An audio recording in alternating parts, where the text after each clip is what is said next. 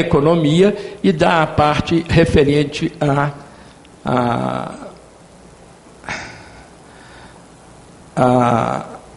econometria de uma maneira geral. Então, eu tenho essas colocações. Eu até perdi um pouco o fio da minha meada aqui, da minha exposição, olhando isso. Eu vejo, como eu sou antigo, quando eu trouxe a primeira vez no banco na comissão de estudos, a sinergia, eu até usei o termo sinergético, e fui corrigido pelo José Ficker. Não é sinergético, é sinergia. É sinérgico e não sinergético.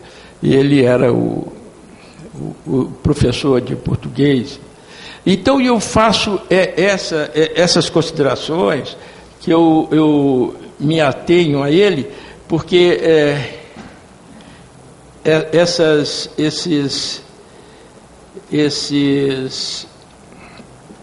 essas ponderações que eu trago, eu acho que a norma a norma na parte 1, ela devia fixar conceitos de uma forma mais sintética, porque senão, daqui a 30 anos eu já estarei em outro andar, vão descobrir que o valor é uma variável aleatória, é uma função de variável aleatória, assim como estão descobrindo agora as definições de estrutura de diagnóstico de mercado. Houve um trabalho para a Petrobras em que eu compus de quatro pastas. A primeira delas foi chamada a execuibilidade, que coincidência, do trabalho, porque eu, antes de dizer por quanto eu queria cobrar, eu disse se o trabalho era execuível ou não. Segundo, eu fiz o diagnóstico de mercado, 30 e tantas páginas, foi a segunda peça. E a terceira peça, então, foi a avaliação. Isso foi feito para Caraguatatuba. Então, eu trabalho isso. Agora, como é uma avaliação feita para uma entidade, ela não me pertence. Eu até hoje espero que ela me autorize a publicar isso, para mostrar aos colegas o que eu entendo por execuibilidade, por diagnóstico de mercado e por avaliação. Onde eu contestei um trabalho prévio estabelecido por um colega que dizia que aquela propriedade devia ser avaliada, ou ele avaliou, por 238 milhões de reais, quando eu disse que o valor daquela área era de 12 milhões de reais. E a Petrobras acolheu, levou, e o juiz mandou a Petrobras, chamou um perito, esse perito deu e eles deram 19 milhões. Eu falei, bom, vai brigar por isto. Vai brigar por isto. Então, essas posições é que eu acho que falham no trato, e eu acho que a NB 14653 devia se ater a dar essas definições também de valor e de preço. Valor é uma função de variável aleatória. E o preço é a imagem do fator, da função valor, naquele momento, naquele instante. É o preço, aquilo que explode, que se identifica, que se mede. E como é que nós avaliamos? Comparando preços. Sabendo que, sendo de um mercado imperfeito de concorrência monopolista, onde o estoque de terras é fixado e o proprietário ele otimiza o lucro dosando a oferta, haja vista a Barra da Tijuca. Então isto é certo, que é somente aí é que isto tem que ser fixado. O avaliador tem que estar consciente, tem que estudar economia, tem que estudar sociologia, tem que estar atento ao comportamento humano e às tendências regionais. O Sérgio trouxe o caso do Barra Shopping aqui, que efetivamente pagou mais, mas na hora que ele pagou, não tenham dúvida, este evento foi um preço, e este preço se caracterizou como mais um evento de mercado, catapultando o preço de outros, porque há outros lá que estão anunciados e não se vendem. Eu passo por lá e vejo anunciados há meses e há anos. Por quê? Porque o dono está na ilusão de realizar algo parecido com o que o Walmart fez. Ele quer extrair uma Mega Sena. Não vai. E ele não vai. Eu vejo terrenos anunciados há 12 anos. Não vende. Porque o cara, naturalmente, o que ele faz? Ele usa a oferta para ter uma avaliação gratuita, porque no dia que alguém se propõe a pagar aquilo, ele diz assim, não, eu já aumentei o preço. Então ele já sabe, esse é o valor que eu tenho pela minha propriedade. E naturalmente ele tem fôlego financeiro.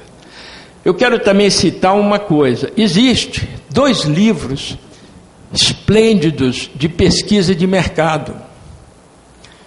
É do Cláudio Moreira Castro. Até hoje ele é colunista da revista Veja. O Cláudio Moreira Castro publicou um livro, Pesquisa de Mercado, e passou uns 20 ou 25 anos para publicar uma segunda edição. Se eu pegar o livro primeiro e pegar o livro segundo, eu verifico que ele andou estudando muita econometria e andou esquecendo de um detalhe, porque quando ele fez o primeiro, ele estava muito com o pé no chão.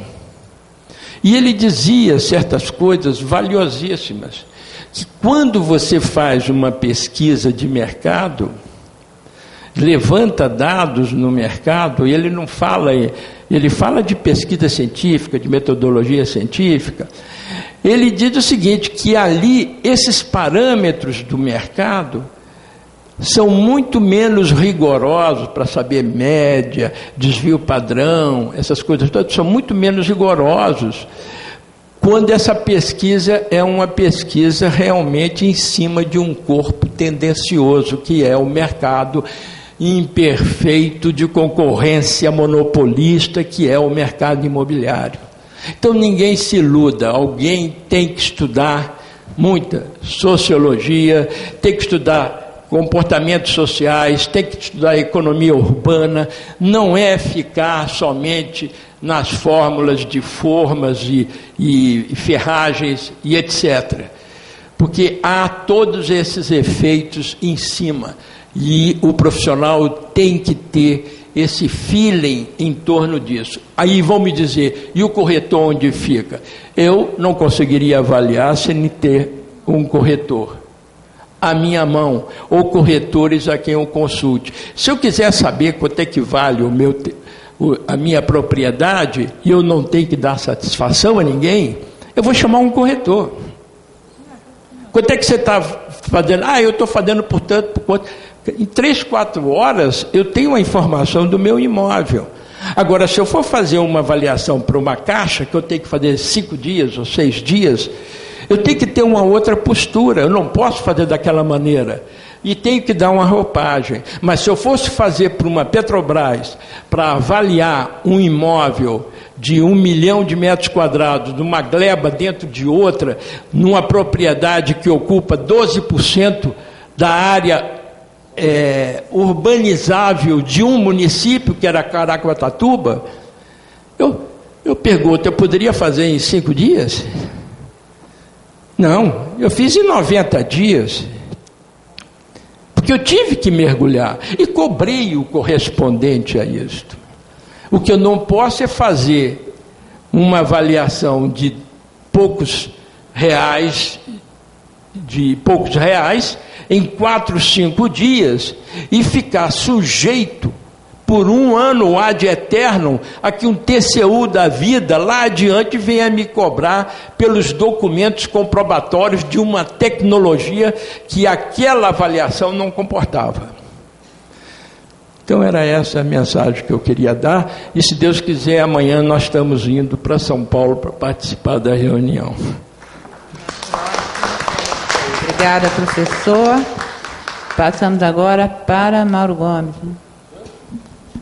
Aqui, como diria Fidel Castro, serei breve. Então, aqueles que quiserem pedir uma pizza, alguma coisa, né, porque vai ficar tarde, mas eu serei breve. Eu, apesar de advogar muito do que o Saboia está falando, eu discordo dele um pouquinho no tocante ao pessimismo. É natural que... Dizem que o otimista é todo... Né, o otimista é um desinformado, digamos assim, bem intencionado, né? Quer dizer, então, um cara que não tem todas as informações, né? E por isso, então, ele se torna um otimista. Então, eu, talvez, por desinformação, seja um cara mais otimista, né? E acompanho, apesar de ter essa cara aqui de 15 anos que vocês estão vendo, né? Eu acompanho as normas desde 1970 e... sei lá. 70, não, 70 e poucos, né? Eu me formei em 83. 30 anos atrás. Já no fundão, já existia o fundão. Então, o que é importante, que eu queria trazer aqui rapidamente para vocês é o seguinte: eu acho que nós avançamos em trazer, pelo menos, alguns conceitos para a ordem do dia. Por exemplo, a diferença entre preço e valor. E aí eu vou fazer aqui uma pequena ilação em relação à questão X. A pergunta que fica é a seguinte: como é que pode, em 4 anos, com um mecanismo de mercado eficiente ou bastante eficiente, que é a Bolsa de Valores, nós temos ações que valiam 100 no IPO, estarem hoje sendo vendidas a... O GX hoje deu quanto aí, doutor Álvaro? Você que é o nosso homem do mercado de capitais. 5, né? Bom, então, como é que pode isso? É porque há uma diferença entre preço e valor. Essa diferença entre preço e valor, que parece algo meio enigmático, já que nós estamos ambientados a reproduzir que valor é medido por preço. Bom, se valor é medido por preço, nós achamos que as pessoas compram e vendem bens de uma forma racional. Então tem uma hipótese por trás disso tudo aí, que é a hipótese dos agentes racionais.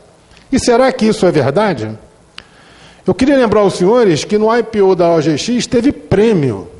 Chegou gente a pagar 100% sobre o valor inicial. Aliás, nos IPOs também do nosso mercado imobiliário, que o Gilson aqui estudou, isso também aconteceu. Teve muita gente pagando prêmios de 100% sobre o valor da oferta inicial.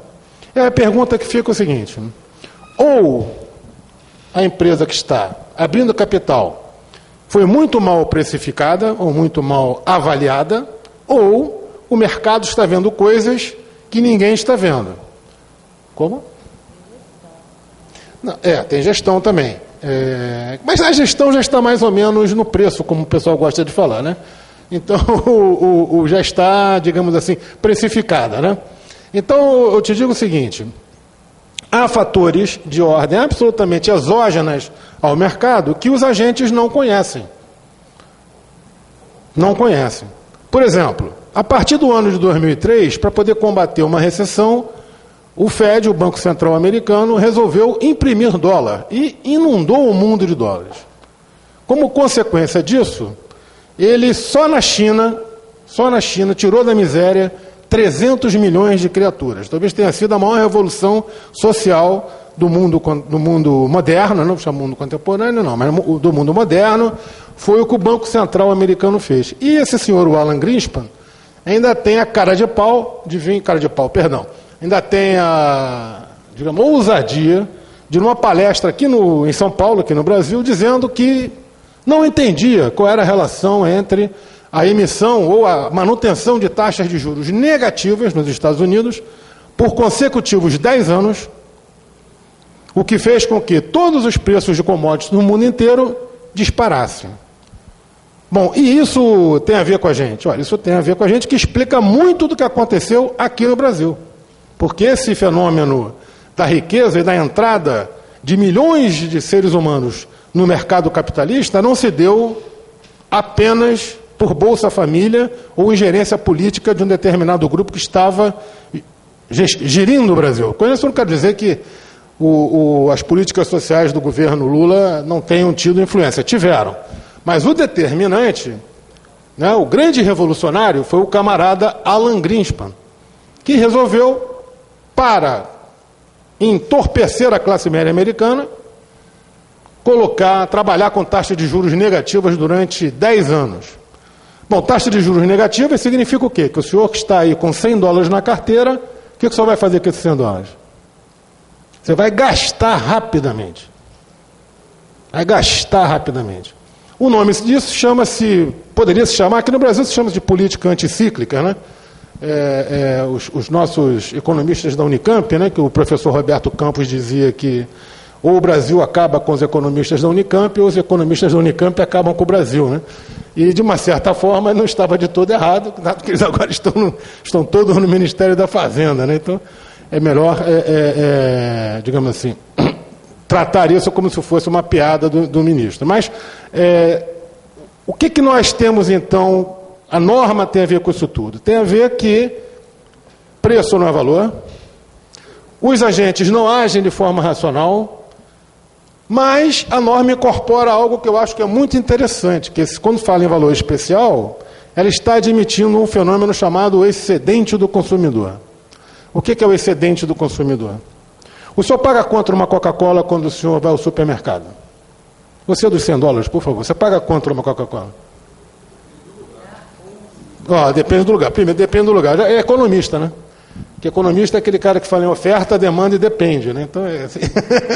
E geralmente, quando é perguntado, a resposta primeira é, depende, né? Mas você vai pagar, imagino eu que pague R$4, R$5, né? Por aí, né? Atenção, porque o nosso amigo aqui falou preço médio, 4. Muito bem, agora eu te pergunto o seguinte, está indo lá no final, está indo no final de semana, tá certo? Com a sogra dentro do carro, 3 crianças, um cachorro, e vai pegar um engarrafamento na ida para Cabo Frio. Sempre, por incrível que pareça, sempre vai aparecer o quê? Um vendedor de Coca-Cola, gelada, né? Não é verdade? Ou água. E aí ele vai chegar para você e dizer, olha, aqui hoje estamos em promoção, e a Coca-Cola é R$8. Você paga 4, você paga R$8.